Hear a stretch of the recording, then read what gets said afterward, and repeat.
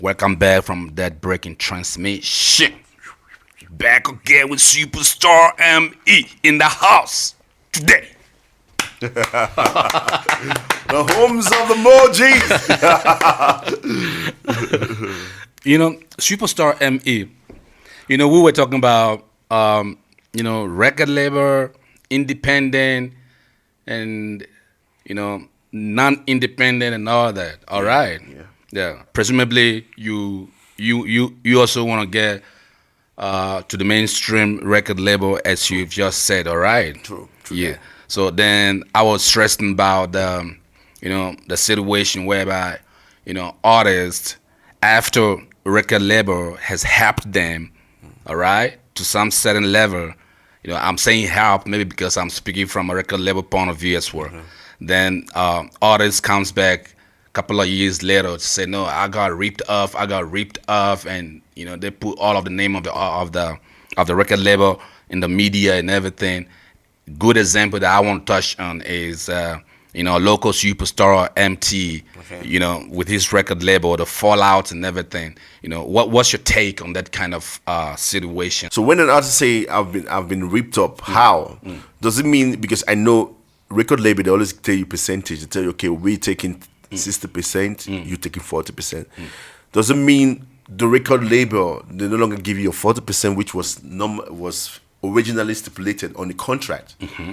Or they still give you the money, just that now the money doesn't look big anymore because you've been taking it for, just like your first salary of 7,000 is very big. 7,000, but when you take that 7,000 over a period of time, it becomes very small. Like, this money doesn't allow me to do anything anymore.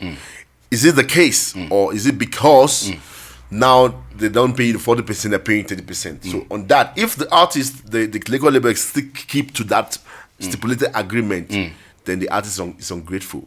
Because you knew fully you are of age to know that this is right or this is not right. So you can't come back after 3 years or 4 years like, these guys are ripping me off. All right. Instead, what is written is written. That's why I see most of the times the record label, they always win because everything was documented. You understand? So like you read it, you signed it.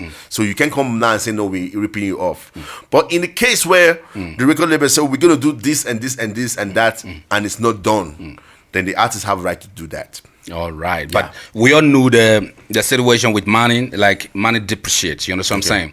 Yeah, like if you have a contract, maybe for like 5 years, and the inflation rate, at the beginning of the 5 years, like your contract, you think you're satisfied with the money that you be paid. You know what I'm saying? Yeah, but then economically, as things move up, things change, petrol rises, and, apartments and homes and everything, food prices and everything, clothing, the prices multiply. So do you think that it's kind of something that record labels should always do, that they have to renegotiate their contract terms?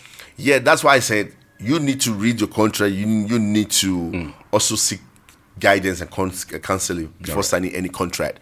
Because that's why they always say you can negotiate your contract. You can actually go and say, okay, I like this term, but this term I think is, let's fix it. All right. You understand?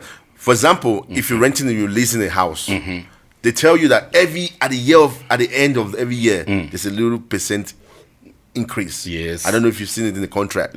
So it's something that as an artist, you can say, okay, you know what?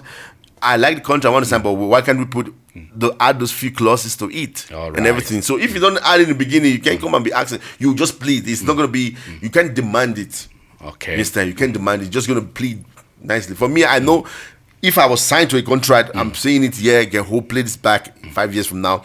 If I'm signed to a contract and I agreed on that 70%, and this guy said, okay, we're going to do 2 and 3 and 4 for me, and I've seen it with my eyes. I won't go back and say, no, you guys didn't do anything for me.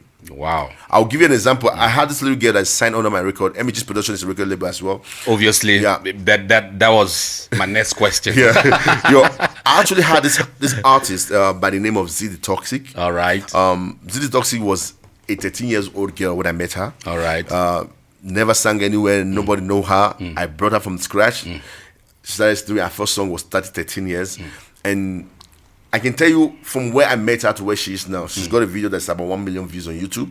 Wow. She's got an official video I just released as well that hopefully next month is going to play on Channel O and Trace TV. I can tell you from a record label perspective, I can tell you I've spent a lot on her that she doesn't even have a cent idea of how much I've spent. All right. Reason because personally, I go and negotiate deals. I negotiate gigs for her. I get gigs. Okay, let's do this gig and everything. And many things I do on her behalf without her even knowing. Transport I spent to and fro. Now, it got to a point that she came on and said, you know what? When she was becoming famous on radio, the sisters, they start coming in and want to know how much Z is making. I'm like, what? But you guys were not here when I started picking. When I picked this girl from the scratch, nobody was there. The only person that knew was her, the mom and the father. We signed the contract together. This is why you come in. I know we need to know this. Then I got offended. Later I said, no, let me be transparent. I don't want to let them come in. I brought her in. We went to the first gig. The first gig she went, she couldn't stand. She fought. He and the artist they fought because we finished around 2 a.m. The artist want to go home, and she said, no, I can't drive you to your house in Cosmo because your Cosmo house in Cosmo is far. Let me just take you to my house. You sleep in my house and you go to Momo. I said, but you don't know. These are the things that I do on my own without complaining. I'll Uber her. Even if we finish a gig by 3 a.m., I'll make sure I Uber her back to Cosmo City. Exactly. But now you can't do that. So she got fed up. She left. Now it got to a point again. She said, "I want to cancel my contract." I said, "Why did you want to cancel your contract?" She came with the parents to we had a round table meeting. I listened to everything we were saying. Like, you know what, we want to cancel the contract because my daughter feels that things are not going in. And I told them one thing. I said, you know what, the name Z the Toxic was known because of me. If somebody production or any record label is eyeing her, it was because of the investment that I've invested in her. Yes, that now you want to go out because of what? Because you're not having gigs. Still listening. You must know she's a small girl. She's very young. She's very young, and there are many things I can't do that. On many clubs, I can't take her to a club because she's still young. She's underage. Understand? So after speaking to the parents they came and said, "Oh, we're really sorry because we actually saw what you've done for her. We've seen how she have grown. We are sorry. It was a mistake. We could have come first to speak to you before coming with her." And that's how we came back into contract. I gave them a new contract. So those things happen in the regular, but you know, it's stipulated when there's contract binders put everybody in check. If in case you forget the memory that it was 10% or 20%, you watch the contract. Okay, I agreed and I signed it. Yeah. All right. Nobody knows it better than Superstar M.E. Superstar, man. Ask Google. Assistant Jesus. Someone say Google is the assistant Jesus. Yeah, what's up, people? Ladies and gentlemen, Superstar M.E., voice of the underground, More G's podcast. Peace.